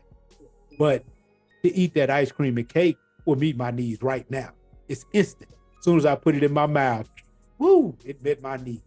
To get my body right would take me disciplining myself enough to work out, to not eat the ice cream and cake for at least 6 months before I see real results. To take that same process in a year, boom, I look like a superhero. But who wants to wait that damn long when I can get my results right now just by eating ice cream or smoking me a blunt? A blunt will give me my results instantaneously. And I think that's the thing that you're fighting against. The human being's nature is to avoid pain and seek pleasure. Avoid pain and seek pleasure as a survival mechanism. And I think I think that'll kind of answer the concept of false purpose. And that's hard to diagnose and to break down and to really conceive without a whole lot of historical context, because again, the society breeds immediate gratification. Especially being a slave, you want to feel good right now, because I spend so much of my time feeling like shit. Of course I want some ice cream right now. Of course I want a blunt right now. I want to feel good right now. I done put shit off and I want to feel good right now. And so contextually, our purpose becomes, you know, that immediate gratification, that feeling good, and not putting off those feelings of euphoria until later on. Because again, we've got all the rest of the hours of the day that are encouraging us to do just that. You know, it's your thing. Do what you want to do. You know, if it feels good, do it. And we've been taught not to delay that shit for something bigger. We don't believe in anything bigger, again, because we go back to the individual. There's nothing bigger. So my individual wants right now are what trumps everything. That's my purpose, is to feed the individual. And so that's what I spend my time doing, is feeding the individual, as opposed to looking to something beyond the individual mind. So as long as we have that culture of the individual, you're not going to get into all of those other things, culture, African-centered culture and collective, and because that takes something beyond, that takes a vision beyond the individual reality, the individual purpose. You know, so folks are running around serving their purpose because they're individuals. So they're right on point. They're actually doing what they're supposed to do contextually in this society, which is to feed the ego, to feed how I see myself, how I feel about myself, and that's it. You know, so and I agree with Psych, and that's why my position has been for so long, is that it's not all of those classes that we taught and all the maneuvers that we did all of those years, those weren't for the membership within the chapter of the party. All of that shit that we went through, that we did, and the sacrifice and the, you know, all of that shit, that was for us. Because we talked about before, the masses of the people are not going to walk the path to freedom. The masses of the people are not going to and wake up and have a sudden realization. All of that shit was to cultivate and to hone the skill set of those who wanted to evolve, those who were on a path of growth and development. Let's face it, if they put each of us in a brown paper bag and stuck us on the moon, we're going to find some kind of way to evolve our situation, because that's just who the fuck we are. That's just what we do. That's a part of what we get off on, is that growth and development. So all of those classes that we taught and the maneuvers and things that we did back in the day were for our growth and development, because we wanted it. The masses of the people, both in the party, outside of the party, wherever else, it was not for them. Proof of which, they ain't doing shit with it. By and large, there's some folks who have done some little stuff here and there. You know, hats off to them. I ain't knocking them for anything that they're doing. But generally speaking, the vast majority of the people that we imparted this information to, much as we like to pat ourselves on the back and say, or not even pat ourselves on the back, but console ourselves and say, you know, we do this because people are still being affected. People are still being touched. People are still, you know, we put it out there because there's somebody that may grab onto it. Yeah, that's all well and good. But the reality of it is, we grabbed on it 100%. We grabbed on it, and each of us is doing something with what it is we taught other people. The shit we were telling other people caused us to learn some more stuff so that we could teach people more stuff, which evolved us, which now we're at a point where we're using that information and applying it in various situations in our own environments as we sit right now. So ultimately that shit was for us. So being concerned with whether or not the masses are going to make it through and it's not going to happen. But there will be those so-called individuals that run with it. And as, again, the society deteriorates and falls apart, those folks are going to be in place to perpetuate that culture, to live on that culture, to continue to develop it. You know, and yes, it's going to take a long time for that shit to settle and to build back up, but it's there. And so it's what is a continuation, which is one of the reasons for us doing what we're doing, is the continuation of the culture.